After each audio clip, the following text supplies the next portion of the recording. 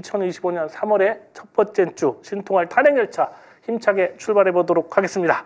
자, 김남기 박사님 함께 하셨습니다. 박사님 안녕하십니까? 네. 안녕하십니까? 자, 박사님 헌재가 3월 5일과 7일도 평일을 하겠다고 했습니다. 네. 그렇다면 우리가 기대했던 이 7일 선고 이 뒤로 좀 미뤄지는 것 같은데 좀 어렵겠지요? 네, 뭐 평이라는 게 이제 법관들이 모여서 회의를 하는 거지 않습니까? 뭐 회의하다가 바로 뭐 선고를 하기는 뭐 어려울 것 같습니다. 기대를 했었는데 많이 아쉽습니다. 네. 여러 가지 합리적인 고려를 한다면 뭐 저는 3월 7일 선고, 4월 30일 대선이 뭐 맞다고 보는데요. 자, 표 한번 보실까요? 지난번에 한번 이제 설명드렸던 표인데요. 이 표에서 보시는 바와 같이 이제 다음 주 이후 선고가 된다면은 3월 14일 이전은 수요일 투표일을 이제 기준으로 잡는다면은 5월 초, 그러니까 3, 4, 5일 연휴로 인해서 7일을 선거일로 잡는 거는 지금 뭐 사실 말이 안 되죠. 그럼 8일이나 9일로 잡으면 그럼 사전 투표일이 또 연휴하고 걸립니다. 그래서 이제 좀 어렵고요.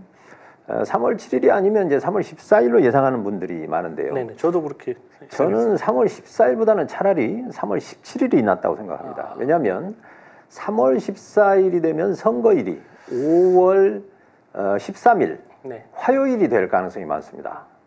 5월 14일, 3일요. 물론 화요일 투표가 불가능한 것은 아닙니다. 지난 문재인 대통령 당시에도 선거일이 화요일이었습니다. 그런데 그렇게 되면 사전 투표율이 금토가 아니라 목금이 됩니다. 그래서 사전 투표가 원래 투표율을 높이자고 만들어진 제도인데 토요일이 빠지고 목금이 돼버리면 투표율이 또 떨어질 수도 있죠. 저는 그런 의미에서 5월 13일보다는 5월 14일 수요일 선거가 바람직하기 때문에 선고일 역시 그 기준으로 본다면 3월 14일보다는 오히려 3월 17일 날 선고하는 게 차라리 낫겠다 이런 생각하고 있습니다. 네, 근데 기다리는 사람들 심정에서는 빨리 파면했으면 좋겠다는 생각들 다들 하고 계시는 모양입니다. 아무튼 좋은 뭐 무슨 뭐 그 손 없는 날 뭐 이런 거 정하는 건 아니지만 또 빨리 파면해서 좋은 날 잡아서 선거 치렀으면 좋겠습니다. 자, 아무튼 시기는 그렇다고 치고요. 결과 100% 탄핵 인용되겠지요? 네, 뭐 저는 100%라고 확신합니다. 윤석열 체포에서 구속 이후에 이제 헌재 재판 과정에서 뭐 부침이 없었던 건 아닙니다만 헌법재판관 2명을 추가로 임명하면서 8인 체제가 됐지 않습니까? 사실 이때 이미 이제 어떤 분수령을 넘어간 것 같습니다. 뭐 시간만 있다면 지금 9인 체제도 가능한 상황인데요. 뭐 그렇게 중요한 변수는 아닌 것 같습니다. 네. 자, 이 최근 또 개헌론이 막 활발해지고 있는데 여야 막론하고 개헌론으로 이재명 대표를 압박하고 있는 실정입니다. 자, 이 박사님 대선 과정에서 개헌론이 주요 의제가 되면 이재명 대표에게 불리한 것인지 또 이재명 대표는 이 개헌론에 대해서 어떻게 대응하는 것이 바람직한지 요거 한번 좀 말씀해 주시기 바랍니다. 네네. 한 50일쯤 전이죠. 2달 가까이 됐는데 1월 16일 날 중앙일보 단독으로 분권형 대통령제 2028년 대선 총선 동시 실시라는 제목으로 기사가 떴습니다. 한 가지 주목할 것은 이때 당시 국민의힘은 대통령의 임기를 4년 중임으로 수정을 하는 방안을 논의하면서 차기 대통령도 최대 7년 동안 집권할 수 있게 하자는 것이었습니다. 그러니까 그렇다면 민주당의 이재명 대표도 마다하지 않겠냐 뭐 이런 설명까지 붙여서요. 자, 그런데 지금 그렇게 지금 논의가 되고 있지 않고요. 일부 후보들이 자신이 당선되면 임기를 3년만 하고 그만두겠다 이렇게 이제 얘기를 하면서 이재명 후보에게도 같은 지금 요구를 하고 있는 시점입니다. 당선될 일이 없으니까. 뭐 저는 이미 이제 탄핵 절차를 통해서 임기를 3+4 방식의 개헌을 이제 설명드린 적이 있지 않습니까?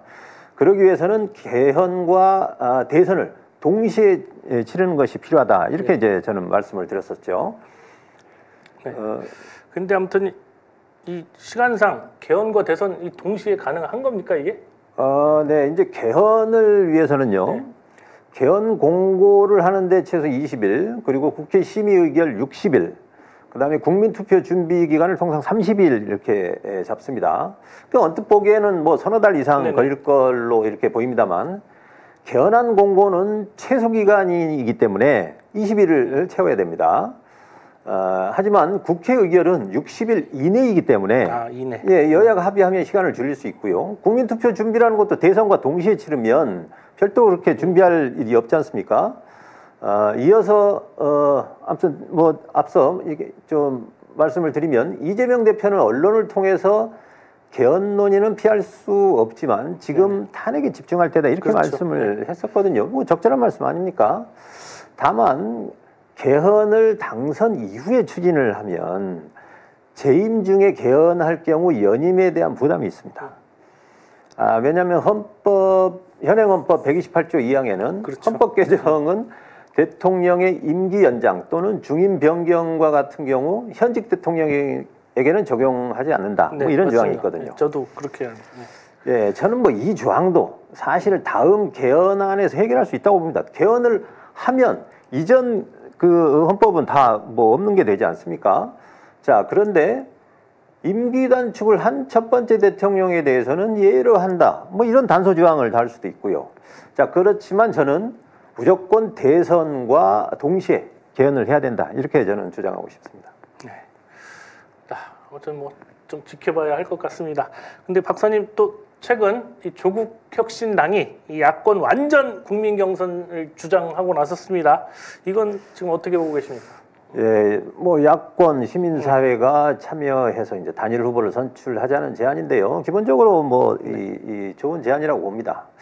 이번 대선은 이제 빛의 혁명에 의한 국민들이 만들어주신 기회이기 때문에 특정 정당이나 정파의 후보에 그쳐서는 안 된다고 봅니다. 다만 선출 방식에 대해서는 좀 논의가 더 필요한데요. 지금 파면 선고부터 최장 60일 아닙니까? 그럼 법정 선거운동 기간을 제하면 한 달 남짓밖에 시간이 없습니다. 그렇죠.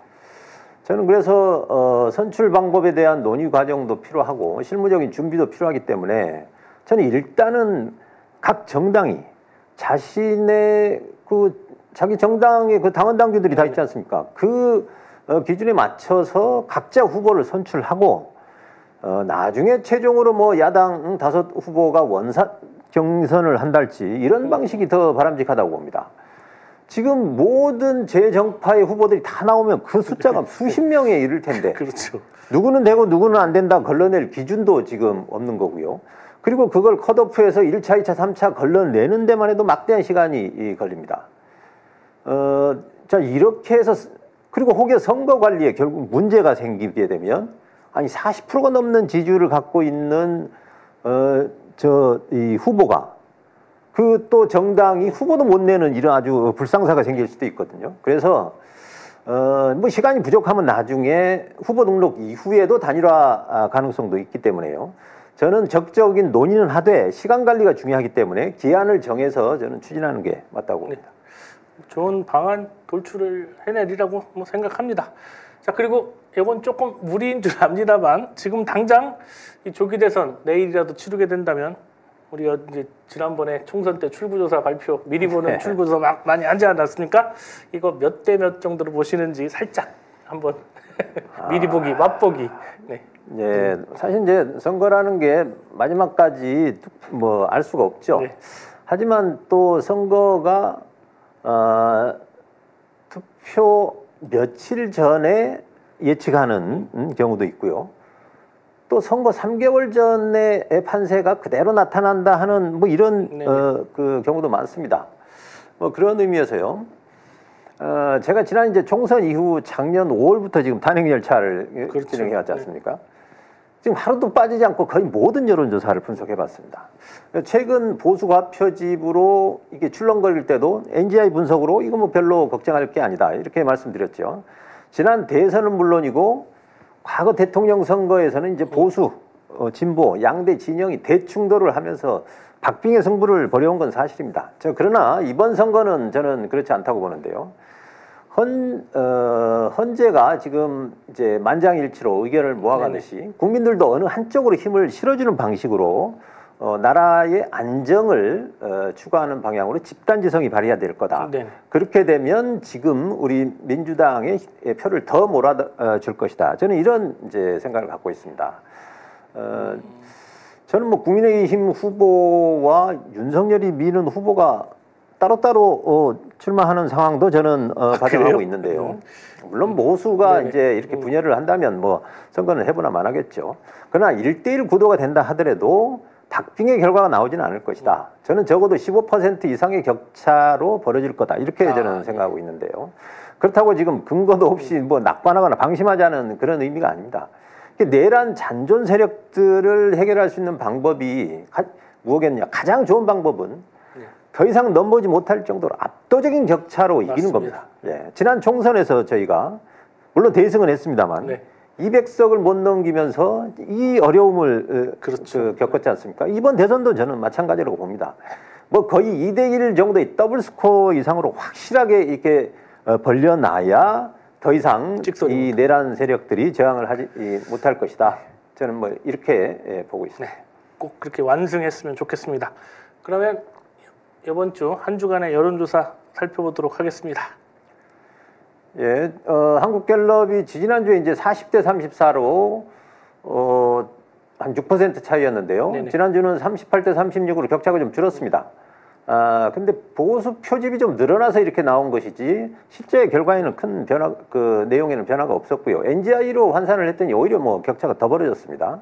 리얼미터는 1,500 샘플 조사를 했는데요. 44.2 대 37.6으로 오랜만에 민주당이 6.6% 좀 오차범위 밖에 큰 차이로 이겼습니다. 여전히 보수 과표집으로 인해서요. NGI로 환산을 했더니 11.1%입니다. 뭐 갤럽과 지금 NGI는 수치가 거의 비슷하죠.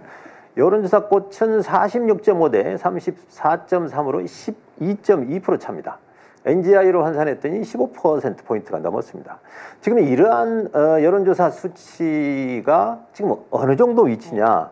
지난 총선과 비교해보면요. 갤럽은 한 9.5, 리얼미터는 7.5, 그리고 여론조사 꽃은 9.3 정도 지금 민주당에 더 유리하게 나타난 상황입니다.